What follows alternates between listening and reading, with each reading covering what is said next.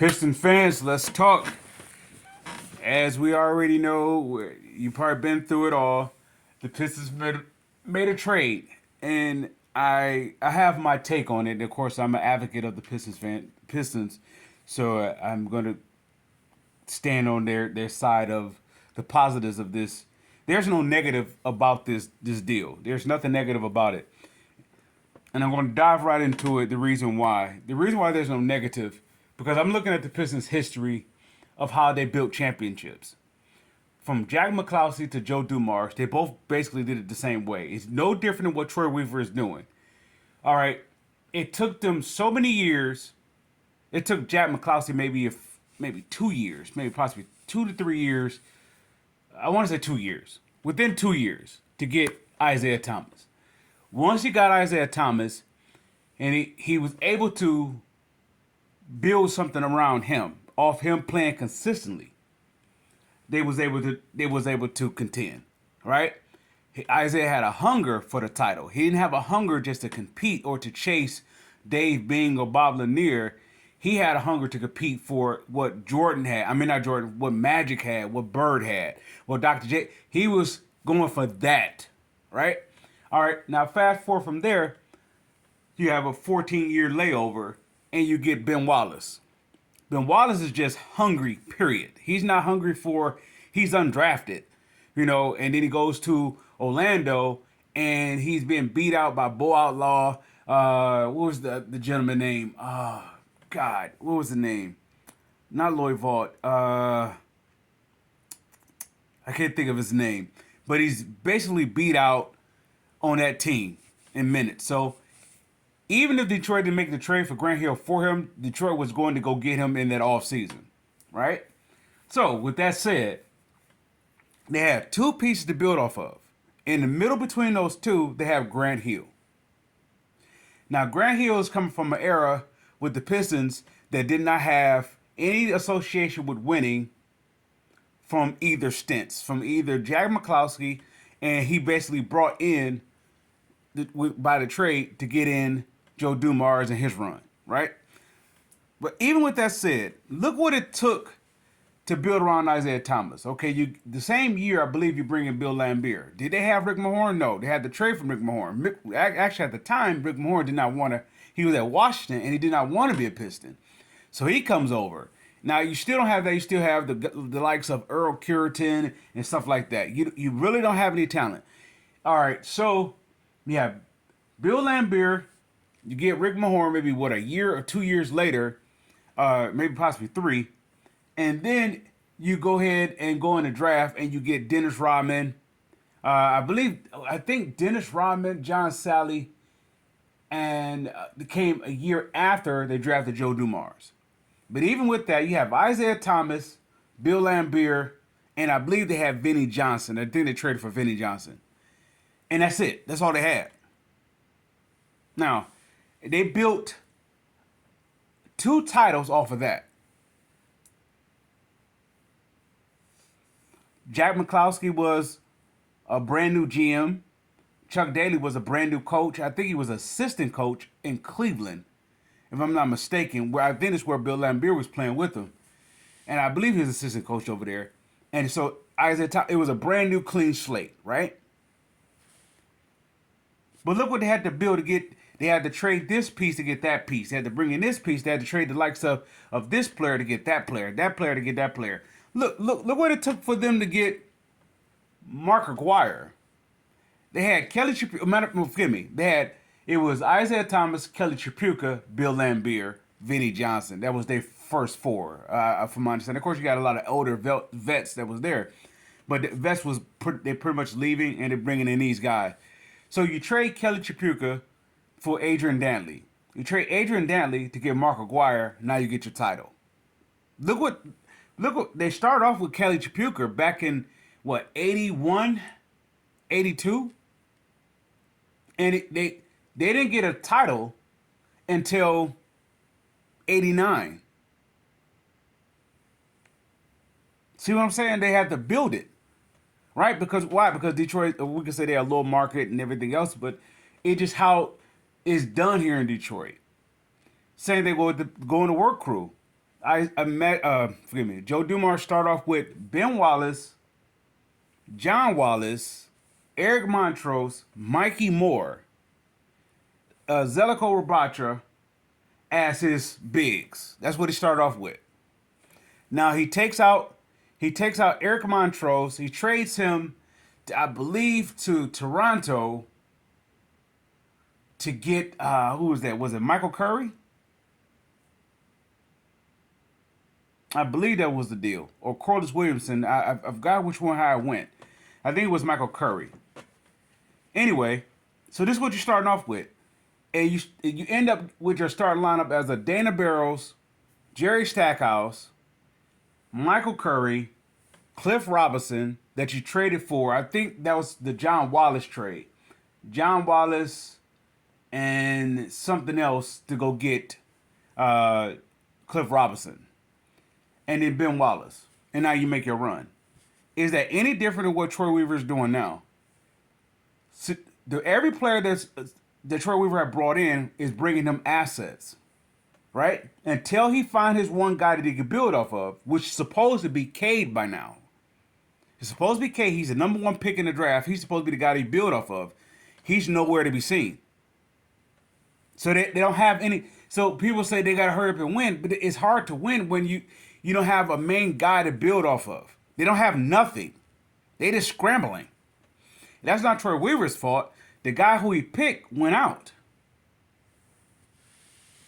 That's your Isaiah Thomas pick, even though it's more of a Grant Hill type of player. Right? So now they're looking for their Ben Wallace.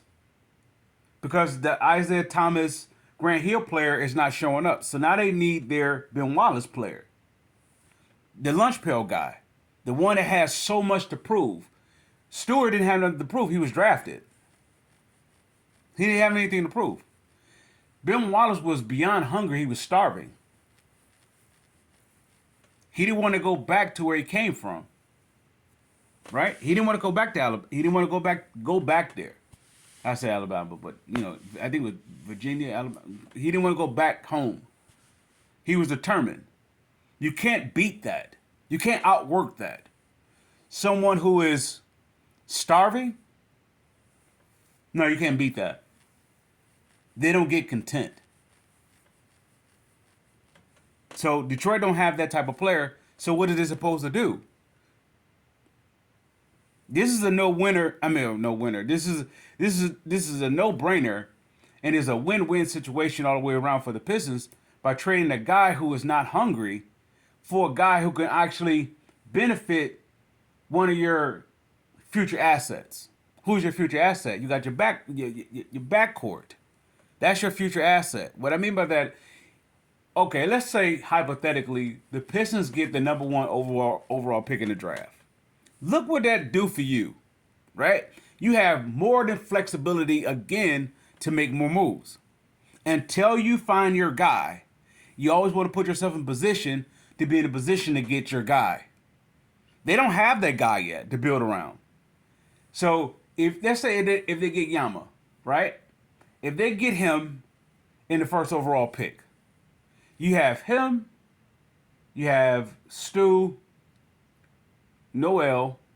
No, he may be going in free agency. Okay, you have Bagley, you have Wiseman, you have Duran, right? That's just your 4 and 5 spot. Never mind Livers and that sort of thing, all that. But don't look at that rotation. Can that not get you a player? Now, you have Wiseman, right? Let's say if you go with the backcourt of Killian and Ivy, right? And you have Cade at the 3. You say y'all 3, well, that's kind of tough because they really don't have no offense. They all are ball oriented players, so there's really no offense. So you put yourself in a position to make a move, right?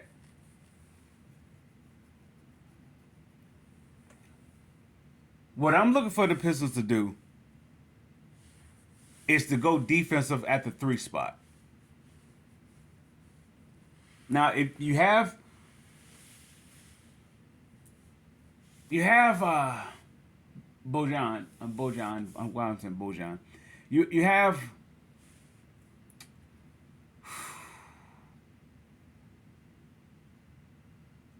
who's the guy? What's the guy I'm thinking about? Jeez. The guy who I'm looking at is I don't know why he keeps circling around me. Collins. This is John Collins. He is a Piston player. I can see Ivy getting traded, and I can also see him staying. He's a guy that's going to work on his game in the offseason. If not, you have to trade him.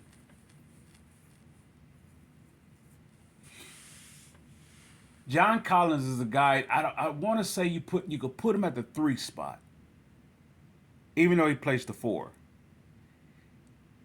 I will go after him, and you could put anybody next to in the backcourt. Even if you go tall, you go with Ivy. I mean, not Ivy. If you go with Cade at the 1, or Cade and Killian at the 1-2, and then you put a John Collins next to that with a Wiseman and a Duran, or a Wiseman and a Bagley, or a Wiseman and a Stewart up top. Man, that is okay. Are they shooting the 3 ball? No. Yet they're playing Pistons ball. All right, now, all right. When the Pistons won the title, both times they had to go against 2 types of offense that was pretty much dominant in the league. That was the Showtime fast court going against the Lakers with that, right? And also the triangle offense. They had to go through both of those, which their system was basically outworking the other team. So I expect this team to be no different.